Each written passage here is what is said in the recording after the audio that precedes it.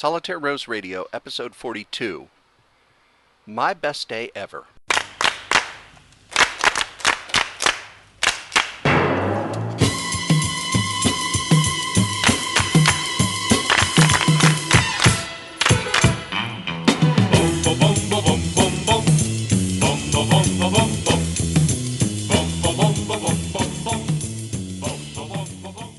I have to apologize because I did not make it through the summer of podcasting. I had a number of things come up, including extra time at work, which if you listen to Crazy Comics and Stories, you know that it's been a little nuts at my jobs. I had a friend move here from Houston, someone who I've known for a very long time, and I was very excited about her moving here, but I also get very nervous about such things. I don't want to mess things up. And because anything I consider to be a big deal, I tend to overthink. Look at how long it took to start the solo podcast. Look at how long it took Joe and I to start a podcast, because I overthink things before I do them. And that's certainly the case in a number of things. I announced last episode that a new podcast of mine is starting on October, and I have been furiously editing and trying to decide on format and working on a lot of that. I have the next Kirby episode, which will be up in 2 weeks. I apologize again for that delay. The EC podcast. The other things. I may have an interview coming soon. So there's a lot. It's a lot, and you get really sort of spinning and spinning and spinning. And I wanted to do kind of a personal episode because I was asked on Facebook, one of those silly things where they tag you, tell me about 10 novels that have stuck with you forever. Tell me about 10 albums. Tell me about this. And Joe and I have discussed, comic runs and comic stories and things like that. But I was given one that I just was turning over and over and over in my head. And it was, what was your best day ever? Now, I know what you're supposed to say in things like this. What we are supposed to say is, the day my son was born, or, some other monumental event. And yes, the day my son was born was a great day. I have a lot of stories about that. His first birthday, his first steps, when he moved back in with me after a lot of chaos and drama, finally having him graduate high school, which was a big deal. He put in a lot of work, went through a lot of change, moving out on his own successfully, and then moving back here, and then now moving out on his own again. There are a number of days I had at the group home that I am proud of. A number of times at work that I'm proud of. The first time I did NaNoWriMo, which is National Novel Writing Month, where in the month of November you say you're going to write a novel, I'd kind of stepped away from fiction writing. I hadn't done any for at least 2 or 3 years. And I thought, well, maybe I'll do this. Maybe this will help. Maybe this will kickstart things. And completing that first novel, which will be the basis for the first series in the novel podcast I'm doing, that was a big moment. But the best day ever that I had was July 23rd, 2011. And if you would have told me the beginning of the day or the middle of the day that it would have been my best day ever, I wouldn't have believed you, because it was not a good day. I was not in a good place. I had had a long time relationship end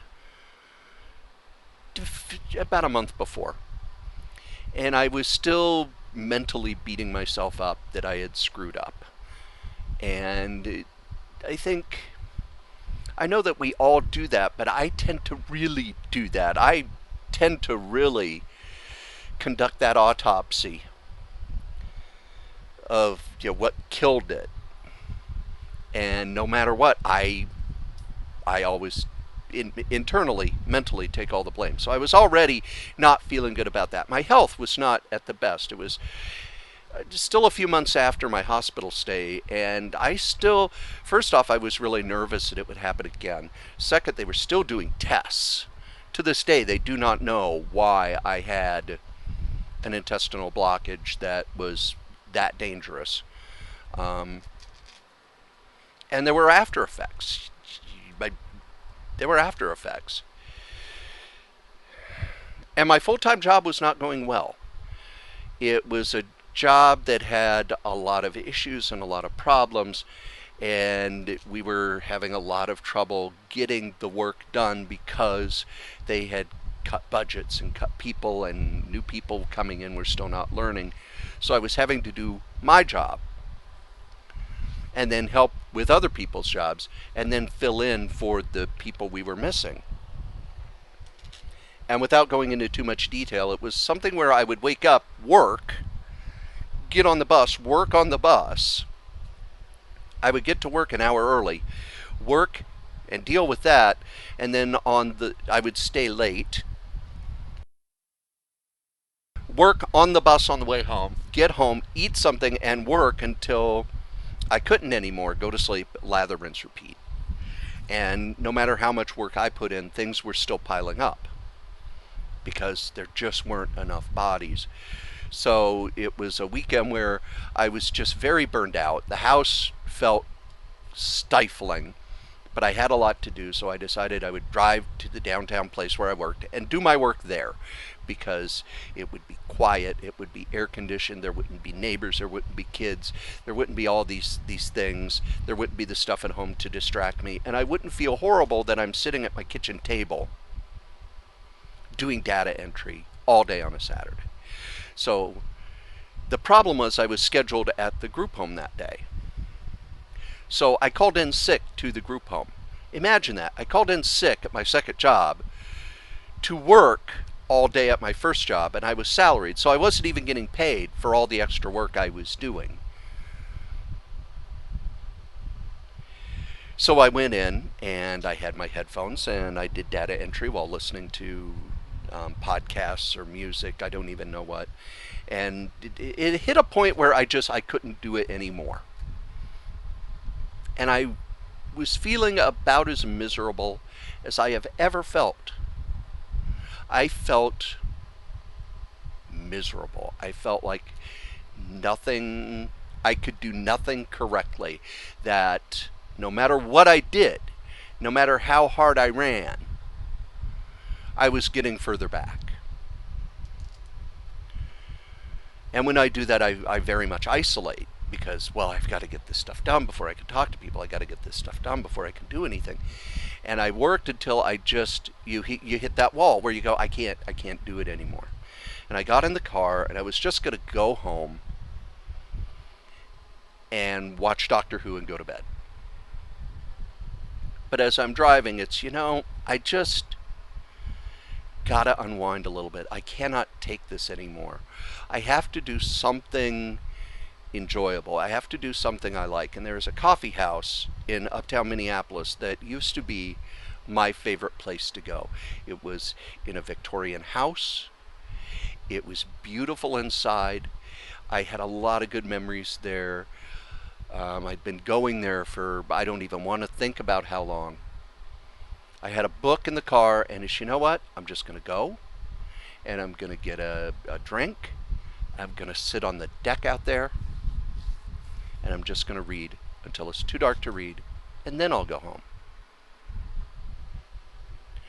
So I go to the coffee house, and I park my car, and I grab my book, and I go in, and there's a line. And I'll be honest, I was a little irritated because normally when I go there, there's not much of a line. And when there's a line, it means that the barista's moving really slow because they're a fast-paced pace. And there weren't a lot of people there anyway. So I'm waiting in line, and I'm really out of it. I'm really, really out of it. And then one person goes up, and they get their drink. The next person goes up, and they get their drink. And ahead of me was this beautiful woman. And when she ordered, she had this amazing accent that I couldn't place. One of the things I'm kind of proud of myself is I could pick out accents. Not because I've been there, because I don't go anywhere. Let's be honest. When you're living on your own and you don't have a partner, you don't have somebody to travel with, it's not real fun to get in the car and go somewhere to be a tourist if you don't have anybody with you. Part of the fun of being a tourist is sharing that experience with someone. But I love accents, and I love knowing where an accent is from. I could tell a German accent from a Romanian accent. I could tell, different accents here in the U.S. I could kind of pick out, but I could not pick out what her accent was from. And I just said, "Excuse me, I don't want to be a pest, but I don't recognize where your accent is from." And she said, "Well, I'm from South Africa, but I'm Romanian. And I lived part of my life in Australia and part of my life in Germany, and now I'm living in London."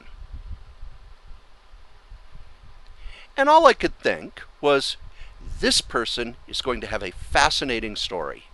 This person is going to be very, very interesting, and I need to find out why someone would live in so many disparate places.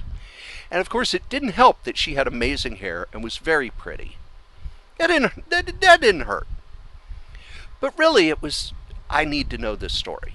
Now, I am not a person who forces myself onto people. I tell my friends, I'm very upfront about it.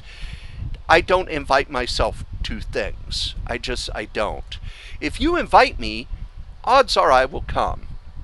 But if I'm going to the movies, I'm used to going by myself. If I go to a play or a comedy club or something, if I'm not in a relationship, I'm used to going by myself. Most of my friends are married or in relationships, and I don't want to be a pest.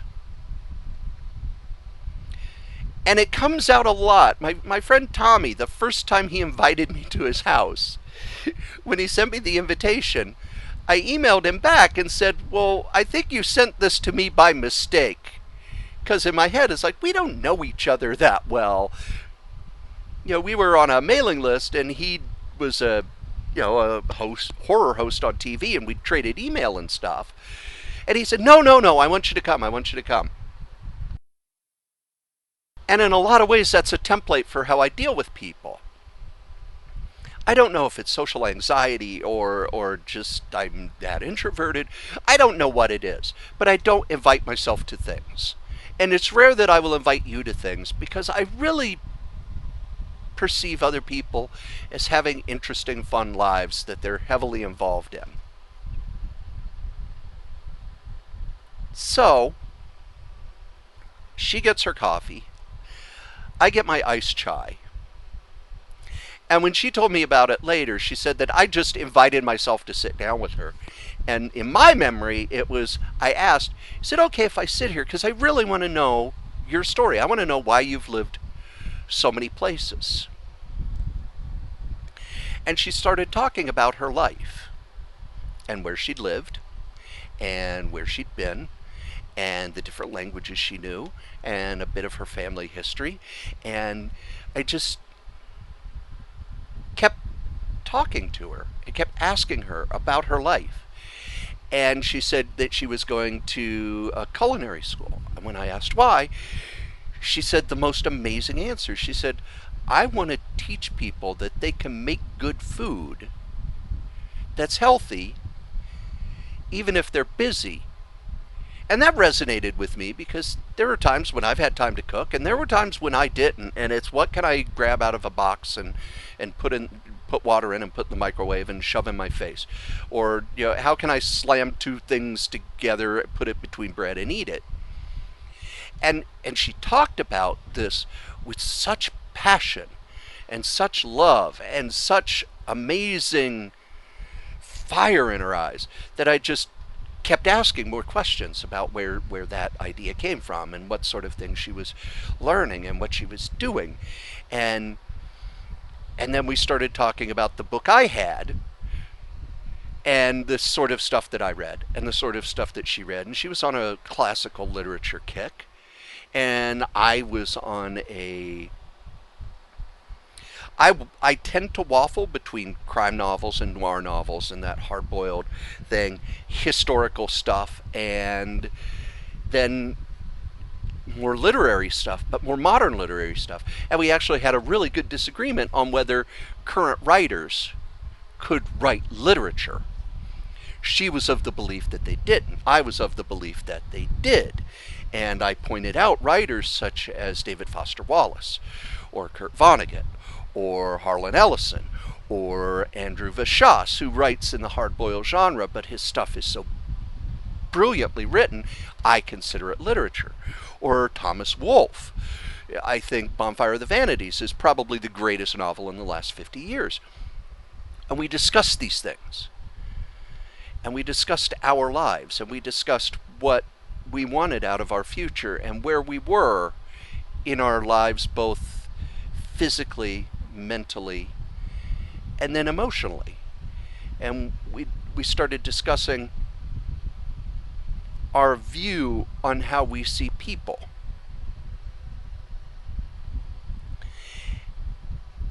And we had some very similar views.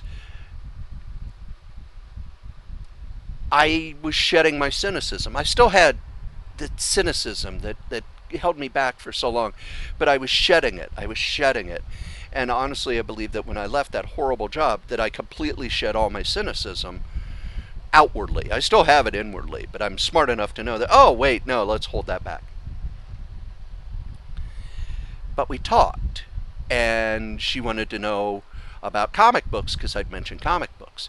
And I was just new into podcasting and hadn't really thought about it more than just a hobby with my friend Joe.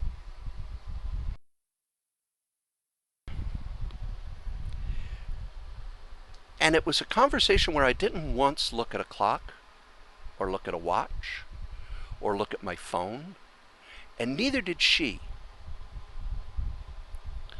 Until finally it was really dark, and she realized that she had told someone that she was going to be ready to be picked up around at 8 or 9 o'clock, and it was closer to 11. And she only had her phone, which was, European, so everything was going to be horribly long distance. So I handed her my phone, and she dialed her friend, and then she put her phone number in the phone. And when I asked how long she was here in the U.S., she said, oh, only a couple of days. That she was going to be going back to London because she had to start getting ready for the culinary school starting up again. So I spoke with someone who I didn't know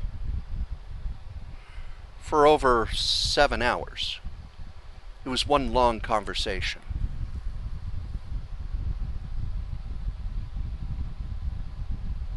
And we remained friends after that. We at times we were close, and at times we were both busy. She came to the U.S. every year, and we made plans to see each other, and sometimes they worked out, and sometimes they got a little weird and confusing. There were times we would have conversations via Skype that would last all night. There was one conversation we had where I swear to you, we started at like 2 in the afternoon, and 9 o'clock the next morning, we're both like, we gotta go to bed. We gotta go to bed. But if you want the best day, it was that day.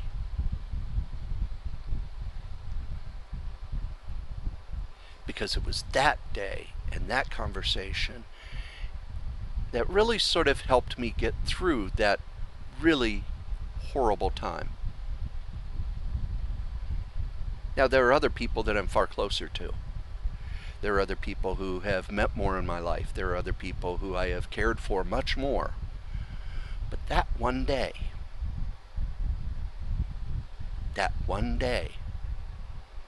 was the best day of my life. What was the best day of your life? Do you have a story about it? Do you have a day that you think back that's the best day? Do you have a day that really kind of turned everything around for you, that really sort of changed things? I'd like to hear about it. And even if you don't tell me about it. Tell someone about it. Tell someone about your best day. And try real hard not to fall into the cliche of, oh, the day I got married. Oh, the day my child was born. Oh, the day I did this. Think about that one day where at the end of the day you had that indescribable bliss, that unconditional happiness, that things were going to be okay. Because I'd really like to hear it. This is a shorter episode because it's a special episode. I'd like to highlight a couple of things coming up. One, the Daily Rios has returned, which was almost my inspiration for this episode. Peter Rios records a podcast every day. Some days it's planned, some days it's just him talking about things. In it, he mentioned Solitaire Rose Radio, and I really appreciate that. I try to do a fun one-person show, and I've said it repeatedly that really the kind of the kick in the butt I needed to get Solitaire Rose Radio started was the Daily Rios back when he did the previous version. The Novelcast is going to be a separate feed, and trust me, when it starts, you will not miss it because I will be pumping it a lot. I will be reading the novels that I have written. I am editing them, I am going over them, and then I will turn them into a podcast, and as each one concludes, it will then be an electronic book that you can buy off Amazon or any place else that I can figure out where to put it. And I would really appreciate it if when it comes out, you would listen, you would tell your friends, you would tell me what you like.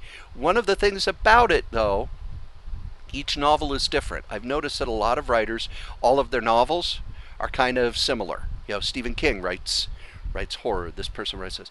I've looked over my novels. I've written detective novels. I've written horror novels. I've written kind of occult, kind of action adventure stuff. I've even written a humor novel. I've written a hardcore noir, really dark crime novel.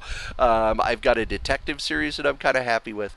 So as that starts up, I'd really appreciate some feedback on that. Solitaire Rose Radio is where I get to play. Crazy Comics and Stories is the more structured one. I really appreciate you listening to this episode. And I want to thank you for letting me tell you about the best day of my life.